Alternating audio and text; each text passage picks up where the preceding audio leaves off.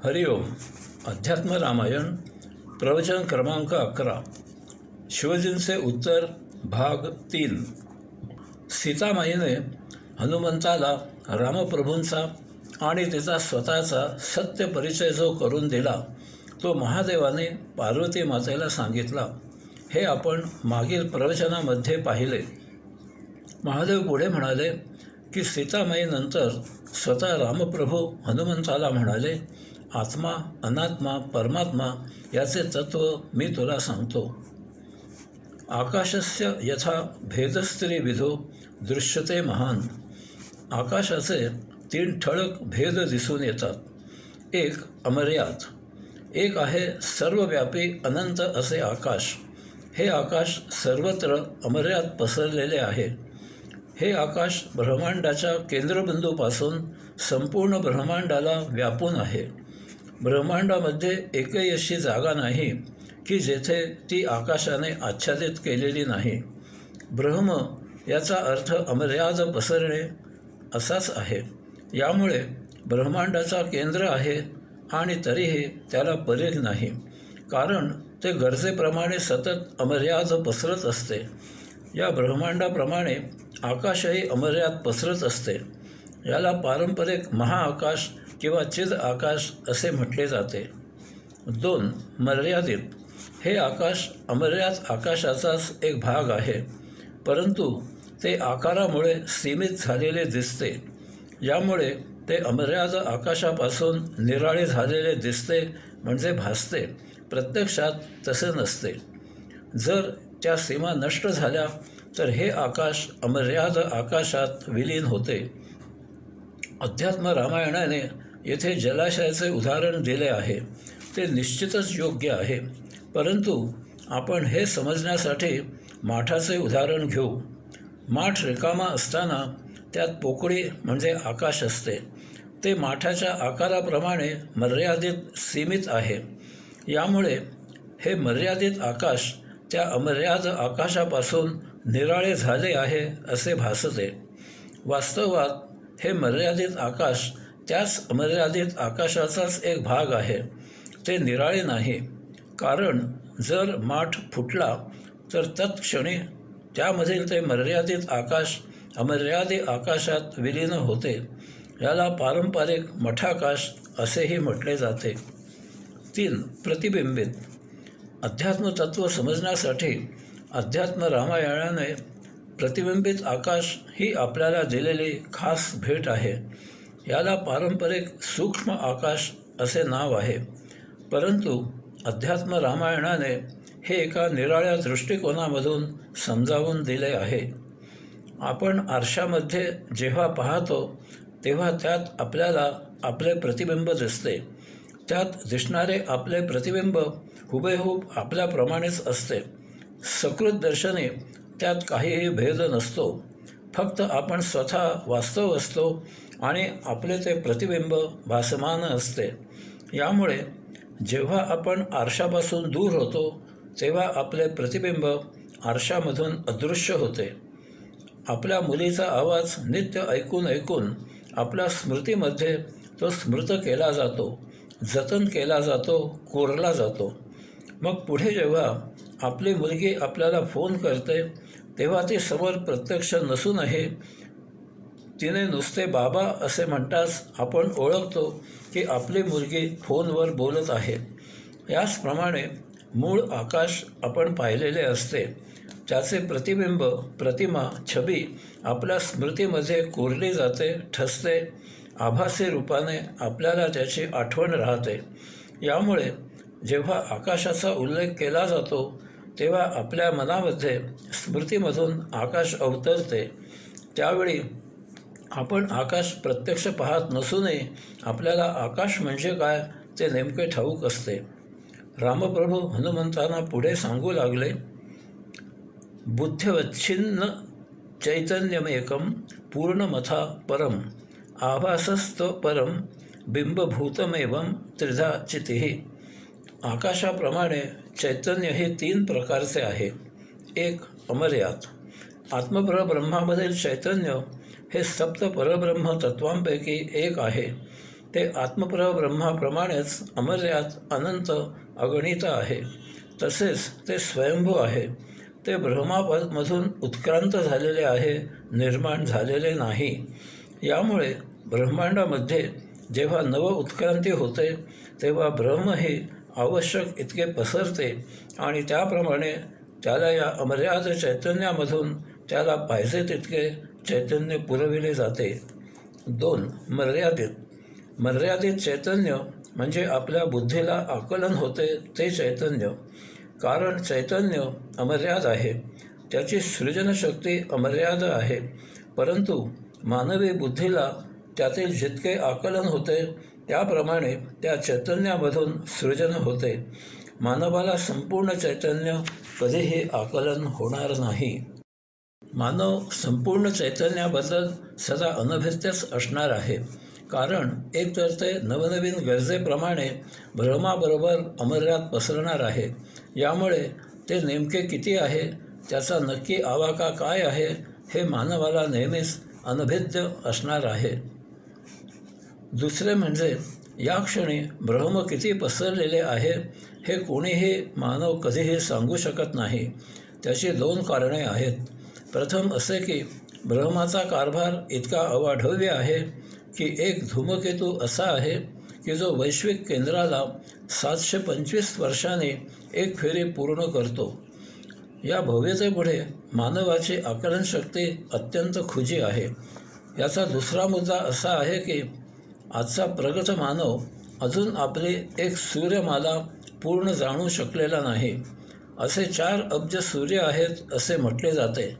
असे हे संपूर्ण अमर्याद चैतन्य जाणणे मानवी शक्तीच्या आवाक्यात नाही. यास्तव आपल्याला जे आकलन होते, आतापर्यंत जे आकलन झाले आहे ते मर्यादित चैतन्य जाणले गेले, यातच समाधानी राहून आपली त्यातच मर्यादित वैज्ञानिक प्रगती करावी हे उत्तम. उगीचच सूर्यापलीकडील काळोख पाहण्याचा चंग बांधू नये. 3. प्रतिबिंबित. मानवी बुद्धीमध्ये मानवाच्या कल्पनेप्रमाणे, तर्काप्रमाणे, भावनेप्रमाणे, अपेक्षेप्रमाणे चैतन्य प्रतिबिंबित होते. ते प्रत्यक्षात असत नाही, ते आभासी असते. त्याला वाटते की येथे चैतन्य आहे. यावर अवलंबून विश्वास ठेवून तो काही कृती करतो. त्याच्या कृतीमागे चैतन्याचा काही ठोस पुरावा नसतो. अर्थातच मानवाची ही कृती यशस्वी होणे शक्य नसते. याचे त्याला दुःख, कष्ट, त्रास, पीडा, वैताग सहन करावा लागतो. अशावेळी त्याला आश्चर्य वाटते की हे असे कसे झाले. काही वेळा बोलाफुलाची गाठ होते आणि त्याच्या त्या बौद्धिक चैतन्याप्रमाणे घटना घडते. येथे त्याचा तो दुर्दैव विश्वास बसतो. अशावेळी मानवाच्या या कृतीमागे त्याची अंधश्रद्धा असते. पारंपरिक धार्मिक पूजा, विधी, तंत्र, मंत्र, सोपस्कार असतात. त्याला केवळ प्रगाढ विश्वास हाच आधार असतो. त्याला काहीही तात्विक बैठक नसते. रामप्रभूंची स्तुती केली की ते आपली अपेक्षा पूर्ण करतात, ही भावना त्या बौद्धिक प्रतिबिंबित चैतन्याच्या भाबडेपणाने असते. त्याला जराही कसला आध्यात्मिक आधार नसतो. याचा दुर्दैवी, वाईट, घातक परिणाम असा होतो की त्यांच्या या बौद्धिक प्रतिबिंबित चैतन्याप्रमाणे रामप्रभू खरोखरच तसे आहेत असे ते गृहीत धरतात. ते निर्विकार, अकर्ता, अभोक्ता असा रामप्रभूंवर विकाराचा, कर्त्याचा, भोक्तत्वाचा भाव बाळगतात.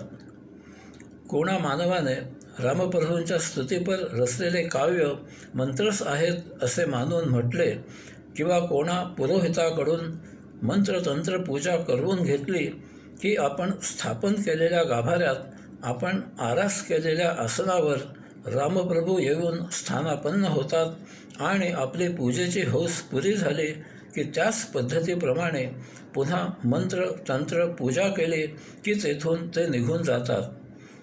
या मधल्या काळामध्ये आपण दिवसरात्र पूजा करून आपले पाप नष्ट होते, आपल्याला खूप पुण्य मिळते असे दरवर्षी केले की मग वर्षभर केलेले पाप धुवून जाते आणि पुण्याची रास उभी राहते. या जोरावर मेल्यावर आपला नरकवास टळतो आणि स्वर्गवास पक्का होतो वगैरे वगैरे अशा खुळचट कल्पना या बौद्धिक चैतन्यामुळे करून हे अत्यंत दुर्मिळ असे मानवी देही मिळालेले जीवन अमुक्तावस्थेत वाया घालवितो आणि सतत जन्ममरण असे फेरे घेत दुःख हाल अपेष्टा सोसत मरत नाही म्हणून जगत राहतो. आपल्या मानवी व्यावहारिकतेप्रमाणे हे असे समजतात की रामप्रभूंच्या मूर्तीची स्तुती केली, तेथे पैसे दिले, त्यांना वस्त्र दिले, नैवेद्य दिला, त्यांच्या चरणी लीन होऊन नाक घासले की ते आपल्यावर प्रसन्न होतात, आपल्याला आपल्या इच्छित असलेले मिळवून देतात, आपली पापे नष्ट करतात, आपल्याला पुण्य मिळवून देतात, मनाजोगे लग्न लावून देतात, संतती देतात, आपला आजार बरा करतात, आपल्या धंद्याला बरकत देतात, नोकरी मिळवून देतात, बढती मिळवून पगारवाढ करून देतात वगैरे वगैरे. हेच ते रामप्रभू अनात्मा असे सांगत आहेत. रामप्रभू जेथे नाहीत तेथे त्यांना मानणे हे अनात्मचरण आहे. हे सर्व भौतिक वर्तन आहे. यामुळे कधीही मुक्ती प्राप्त होणे शक्य नाही. या भौतिकामध्ये जितके रुतावे तितके तितके आपण रामप्रभूंपासून दूर दूर होत जातो. हा सर्व आभास मिथ्या आहे. अज्ञानामुळे याला प्रगाढ विश्वासाची अंधश्रद्धेची जोड मिळते आणि यामुळे आपण धार्मिक आस्तिक आहोत असा अभिमान चिकटतो. तो सर्वस्वाच्या नाशाला कारण होऊन फक्त दुःखाची भेट घडवितो. आतापर्यंत रामप्रभूने प्रतिबिंबित आभासमय मिथ्या चैतन्य सविस्तर समजून दिले. प्रतिबिंबित चैतन्याचा पगडा दूर होण्यासाठी हे जरा विस्तृत सांगणे आवश्यक होते. त्याची सत्य ओळख मर्यादित आणि त्यायोगे अमर्याद चैतन्य समजायला उपयोगी होणार आहे. म्हणून आता यापुढे रामप्रभू हनुमंताला याचाच धागा पकडून मर्यादित आणि अमर्याद चैतन्य समजून देत आहेत. अविच्छिन्नस्य पूर्णेन एकत्वं प्रतिपाद्यते तत्त्वमास्यादि वाक्यैश्च सभासस्याहमस्तथा. जीव आभासरूप चैतन्य आहे. आपली बुद्धी ही सुद्धा आभासरूप चैतन्यमय आहे. यायोगे बुद्धी जीवाच्या माध्यमामधून कार्य करते.